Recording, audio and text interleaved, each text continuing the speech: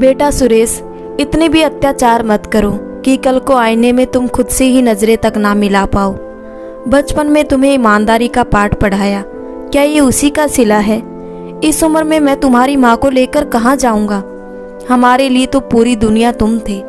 तुम्हारे कहने पर मैंने रिटायरमेंट के बाद एक छोटा सा घर भी नहीं खरीदा। याद है तुम्हें? तुमने कहा था, पापा घर पर पैसे क्यों बर्बाद कर रहे हो, आप हमारे साथ रहिए, ये पैसे आगे चलकर बच्चों की पढ़ाई में काम आएंगे, उन्हें भी तो पता चले कि उनके दादा दादी ने उनके लिए क्या किया है। बेटा, मैंने आंख बंद करके तुम पर भरोसा किया और आज तुम कह रहे हो मेरे घर से निकल जाओ। किशोर बाबू अपने बेटे के सामने गिड़गिड़ाकर उसके साथ रहने की भीख मांग रहे थे। सुरेश बोला, तो क्या गलत कहा मैंने? दादा दादी अपने पोते के लिए कितना कुछ जमा करके जाते हैं और आपने कितने ही रुपए जमा किए हैं, मुश्किल से 25-30 लाख रुपए। उन्हें अपने नाम पर करवाने में मुझे कितने पापड़ बेलने पड़े वो मैं ही जानता हूँ। और मुझ पर जो भी आपने खर्च किया वो आपकी जिम्मेदारी थी। पिछले 15 महीने से आप यहाँ मेरे साथ रह रहे हैं तो हिसाब बराबर हुआ। अब आप मेरे साथ नहीं रह सकती क्योंकि मुझे अपने परिवार के साथ हंसी खुशी रहना है। आप लोगों की वजह से घर में रोज झगड़ा होता है। इतना अच्छा घर मैंने इसलिए नहीं लिया कि घर में रोज महाभारत हो।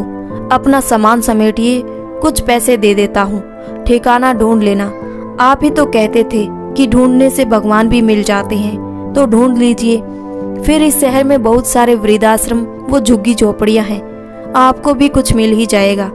आप उसमें आराम से रह लीजिएगा। वैसे भी शकल से आप लोग उसी के लायक लगते हैं। सुरेश की माँ सुशीला जी बोली, सुरेश ये कैसी बातें कर रहे हो? तुम्हारे रहने खाने में कभी तुम्हारे बाबूजी ने कोई कमी नहीं रखी। अपनी औकात से ज्यादा तुम पर खर्च करते थे और आज तुम अपने पिता की तुलना भिखारी से कर रहे हो। तुम्हें बिल्कुल भी शर्म नहीं आ रही? तभी सुरेश की पत्नी भावना बोली, देखो तो कैसे अपने पति के लिए अपने बेटे से लड़ रही है। आप लोगों के इसी व्यवहार के चलते मैं आप लोगों को इस घर में नहीं रखना चाहती और आप लोगों से अब हमें क्या ही फायदा है। मेरे माता पिता इस शहर में अकेले रह रहे हैं। अब जब हम उनकी देखभाल करेंगे तभी तो वो हमारे बारे में सोचेंगे, क्योंकि मेरा भाई तो अब विदेश से लौटकर आने वाला नहीं, तो उनकी जो भी संपत्ति है हमारी होगी। आप लोगों की वजह से वे लोग हमारे घर रहने के लिए नहीं आते, तो अपना सामान उठाइए और चलते बनिए। और बाबूजी, आपने जितने दिन अपने बेटे के लिए किया उन्होंने भी कर दिया। आपने मेरे और मेरे बच्चे के लिए कुछ नहीं किया, तो मैं क्यों करूं आपके लिए? किशोर बाबू बोले, सही कह रही हो बहू, मैंने अपने बेटे के लिए आज तक सब किया, ये तो तुम मानती हो ना। जब बेटा ही पिता का किया हुआ भूल जाए तो तुमसे क्या ही उम्मीद रख सकता हूँ। ठीक है, मैं यहाँ से चला जाऊँगा। सुरेश, मेरे जितने भी पैसे थे तुम मुझे वापस कर दो, मैं चुपचाप चला जाऊँगा। सुरेश बोला, पैसे? कौन से पैसे? उन पैसों का तो मैंने आपके पोते अंकित के नाम से फिक्स डिपॉजिट खोल दिया है, और वैसे भी वो सब पैसे आपने मुझे दे दिए थे, तो दिए हुए पैसे क्या कभी वापस मिलते हैं? और आप जो कह रहे हैं कि आज तक सारा पैसा आपने मुझ पर लगाया, आप शायद भूल रहे हैं कि आपकी एक बेटी भी है जो आराम से विदेश में जाकर ठाठ से रह रही है। याद है ना आपने उसे MBA करवाने के लिए कितने पैसे खर्च किए थे? उससे तो आप कभी हिसाब नहीं मांगते। किशोर बाबू बोले, बेटा उसे पढ़ाने में खर्च किया था, फिर उसकी शादी में तो 1 रुपया भी उसके ससुराल वालों ने दहेज नहीं लिया। अब अगर वो कमा रही है तो अपने बलबूते पर कमा रही है, और विवाह के बाद उसने कभी भी मुझसे कुछ नहीं मांगा। पर तुमने तो मेरे बुढ़ापे की लाठी, मेरे रिटायरमेंट और पहले के सारे पैसे भी ले लिए। अब मैं उससे किस मुंह से मदद मांगूंगा? तुम्हारी पत्नी ने कभी उसके साथ अच्छा व्यवहार नहीं किया, जिसके कारण बेचारी कभी यहाँ आती भी नहीं है। महीने 2 महीने में फोन करती है, तब भी तुम लोग मुझसे बात नहीं करवाते हो, तो उसकी बात बीच में मत लाओ। भावना बोली, जब कुछ तारीफ करने की बात होती है तो आज भी अपनी बेटी का नाम दोनों ही लेते हैं। अब जब कोई रास्ता नहीं दिख रहा तो बेटे की याद आ रही है। सुनो जी, मैं कह रही हूँ, जल्दी से जल्दी इनका सामान समेटकर इन्हें बाहर निकालो, ताकि मैं परसों तक घर की साफ सफाई करवाकर अपने माँ बाप को यहाँ ला सकूं। इतना कह भावना अपने कमरे में चली गई। सुरेश ने एक बैग में उनका सामान रखना शुरू किया। सुशीला जी बेटे के पैर पकड़कर कहने लगी, बेटा इतना बड़ा अन्याय मत करो, हम कहाँ जाएंगे? याद है तुम्हें, तुम मेरे बिना एक पल भी नहीं रहते थे, और अब? सुरेश ने अपनी माँ को पैरों से धक्का मारते हुए कहा, चलो हटो, फालतू की बातें मत करो और निकलो यहाँ से तुम लोग। किशोर बाबू ने पत्नी को सहारा देकर उठाया और बोले, सुशीला, शायद हमारी जिंदगी में ये देखना भी लिखा था। तुम किससे उम्मीद कर रही हो? जो बेटा अपनी माँ को अपने कदमों में ले आया वो कभी अच्छा बेटा नहीं हो सकता। चलो यहाँ से, दुनिया बहुत बड़ी है। बेटे के आगे भीख मांगने से अच्छा है गैरों से भीख मांग ले। इतना कहकर दोनों ने अपना बैग उठाया और रात के अंधेरे में निकल गए। कुछ वक्त पहले ही वो दोनों अपने गांव से इतनी दूर शहर में बेटे के साथ रहने आए थे। इस शहर के बारे में वो उतने ही अनजान थे जितना कि अपने बेटे की मनसा से। भटकते भटकते वे रेलवे स्टेशन पहुंच गए। इतनी ठंड थी कि वहीं एक चादर बिछाकर दोनों झपकी लेने लगे। सुबह जब आंखें खुली तो सारा सामान चोरी हो चुका था। सुशीला जी रो रो कर लोगों से मदद मांगने लगी तो लोगों ने मदद की जगह कुछ पैसों की भीख दे दी। किशोर बाबू समझ गए कि यही उनके जीवन की सच्चाई है। आखिर पिता इतना कमजोर कैसे हो जाता है कि अपने बेटे से अपने अधिकार के लिए भी नहीं लड़ पाता, जबकि वही बेटा अपनी बात को पिता के सामने बड़े आराम से कहकर सब कुछ अपना अधिकार समझकर मांग लेता है। वक्त बीता, किशोर बाबू सुशीला जी को लेकर एक स्टेशन से दूसरे स्टेशन भटकते रहे। दिनों दिन सुशीला जी की हालत खराब होती चली गई। एक दिन सुशीला जी ठंड से ठिठुर रही थी। किशोर बाबू के पास जो भी फटे पुराने कपड़े थे उससे वो उन्हें ढक रहे थे। आते जाते लोग देखते और मुंह फेर लेते। तभी अचानक अंकित, जो अपने माता पिता के साथ छुट्टियां मनाकर लौट रहा था, उसकी नज़र किशोर बाबू पर पड़ी। वो बोला, मम्मी पापा देखो, दादी और दादाजी वहाँ भीख मांग रहे हैं। आसपास के लोगों ने पलटकर बच्चे की तरफ देखा तो भावना उसका मुंह बंद करते हुए बोली, बेटा बूढ़े लोगों की इज्जत करना अच्छी बात है, पर उनकी तुलना दादा दादी से नहीं करते। चलो घर चलते हैं, बहुत ठंड है। सुरेश ने अपने माता पिता को देखकर भी अनदेखा कर दिया। घर जाकर भावना बोली, आपके बाबूजी को भीख मांगने के लिए कोई और स्टेशन नहीं मिला? सुरेश बोला, घर से तो निकाल चुका हूँ, अब रेलवे स्टेशन से मैं उन्हें कैसे निकाल सकता हूँ?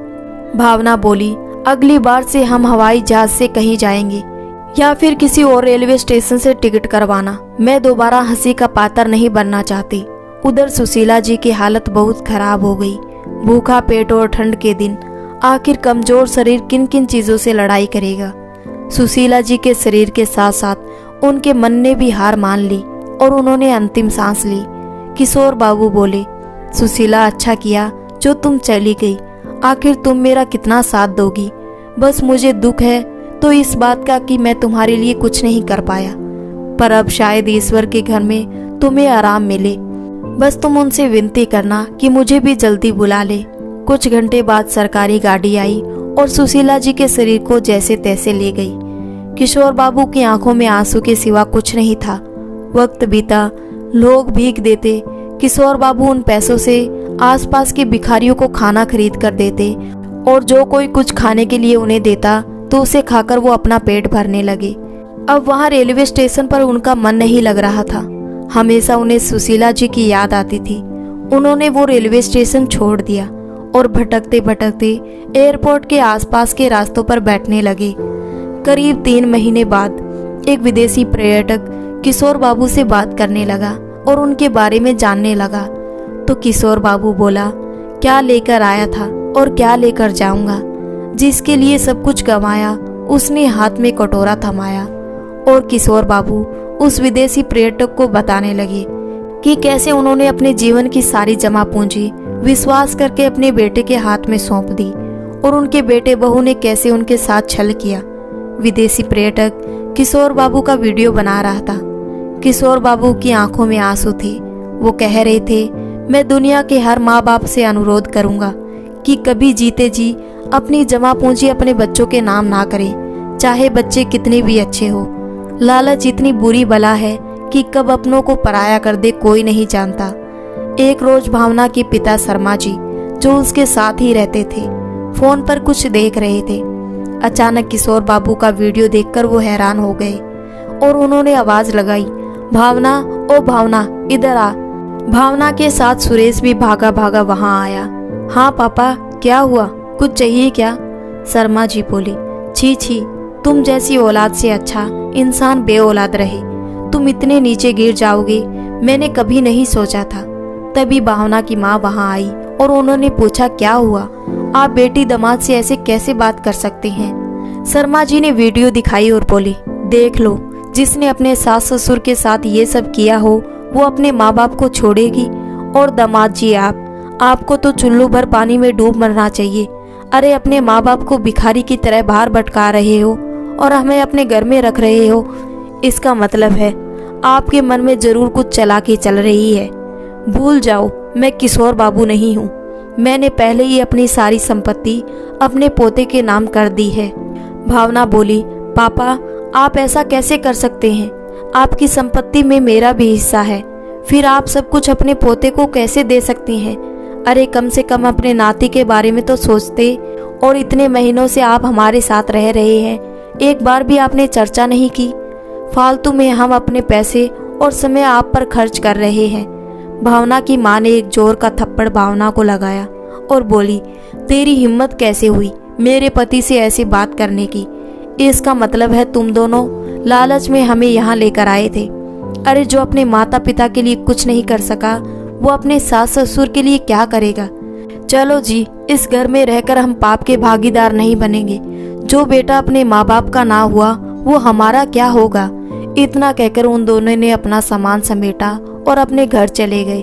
शर्मा जी अपनी पत्नी से बोले, हमारी बेटी ने जो पाप किया है उसके जिम्मेदार कहीं ना कहीं हम भी हैं। चलो अब उस भूल को ठीक करते हैं। इतना कहकर दोनों एयरपोर्ट के रास्ते पर किशोर बाबू को ढूंढने लगे। घंटे भर बाद उन्हें किशोर बाबू मिले। उनसे विनती करके हाथ जोड़कर अपनी बेटी की तरफ से माफी मांगी और फिर उन्हें अपने घर लेकर आए। पहले उन्हें नहला धुलाकर भरपेट खाना खिलाया। उसके बाद सारी बात पता चली। किशोर बाबू अपनी पत्नी के लिए रो रो कर बताने लगे कि कैसे वो बेचारी भूखी प्यासी इस दुनिया से चली गई। शर्मा जी ने तुरंत किशोर बाबू की बेटी को फोन लगाया और उसकी किशोर बाबू से बात करवाई। बेटी की आवाज सुनकर वो जोर जोर से रोने लगे। जब सारी बात शर्मा जी ने सुनी तो अपनी बेटी और अपनी परवरिश पर शर्मिंदगी महसूस हुई। उन्होंने तुरंत पुलिस स्टेशन जाकर कंप्लेन की और सारी बात बताई। 2 दिन बाद किशोर बाबू की बेटी आई। भाई भाभी के खिलाफ उसने कंप्लेंट की। सुरेश को जब नोटिस मिला तो वो भावना से बोला, तुम्हारे माँ बाप को यहाँ रखने का फायदा तो नहीं हुआ, उल्टा हमारा नुकसान हुआ। भाई बहन आमने सामने हुए तो भावना ने अपनी ननद और अपने माँ बाप से कहा, मैं चुप नहीं रहूंगी, गिन गिन कर बदला लूंगी। सुरेश की बहन ने जोर का तमाचा भावना को जड़ दिया और बोली, बेशरम औरत, मेरी माँ मर गई, तुमने मुझे खबर नहीं दी। तुमने मेरे माँ बाप को बेघर कर दिया, उनके सारे पैसे ले लिए और उसके बाद भी अपशब्द कह रही हो। अरे तुम तो नारी जाति पर कलंक हो और ये मेरा भाई कहलाने के लायक नहीं है। ऐसे जोरू के गुलाम को तो चौराहे पर खड़ा करके कोड़े मारने चाहिए। जिस माँ बाप ने इसके हाथ में कलम पकड़ाई, इसने उनके हाथ में भीख मांगने वाला कटोरा पकड़ा दिया। याद रखो, तुम लोगों ने जो मेरे माँ बाप के साथ किया है उससे बुरा तुम्हारे साथ होगा।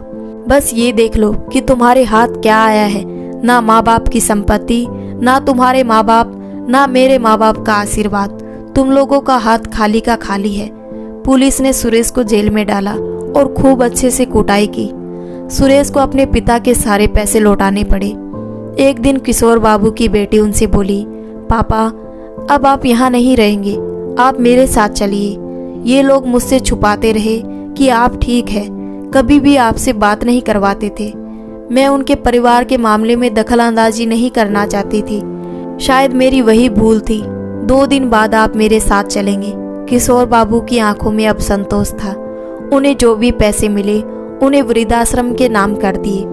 अगले दिन किशोर बाबू बेटी से बोले, बेटा आज मुझे अच्छे से खाना खिला दो, तुम्हारी माँ की बहुत याद आ रही है और भूख भी लग रही है, मैं खाकर थोड़ा आराम करना चाहता हूँ। बेटी ने अपने हाथों से पिता को खाना खिलाया और उन्हें सुला दिया। पर उसे क्या पता था कि अगली सुबह उसके पिता जागेंगे ही नहीं। जब उनकी मृत्यु की खबर शर्मा जी को लगी, उन्हें बहुत दुख हुआ। उन्होंने कहा, बेचारे इसी दुख में चले गए, पर आखिर उन्हें सब कुछ मिला। पर उनकी पत्नी ने जो दर्द सहा वो किसकी वजह से? अपने बेटे की वजह से। आज के युग में लालच इंसान को इतना नीचे गिरा देता है कि माँ बाप और बच्चों के बीच में बस लालच का कमजोर पुल होता है, जिसके टूटने पर बस दुख और दर्द के सिवा कुछ हाथ नहीं लगता। बहन ने अपने भाई से, शर्मा जी ने अपनी बेटी से हर रिश्ते को तोड़ दिया। तब जाकर उनको एहसास हुआ कि उन्होंने क्या पाया और क्या खोया। दोस्तों, इस स्टोरी को लेकर आपकी क्या राय है, नीचे कमेंट करके ज़रूर बताइएगा। और ऐसी ही बेहतरीन वीडियोस के लिए हमारे चैनल सोशल स्टोरी को सब्सक्राइब कर लीजिएगा।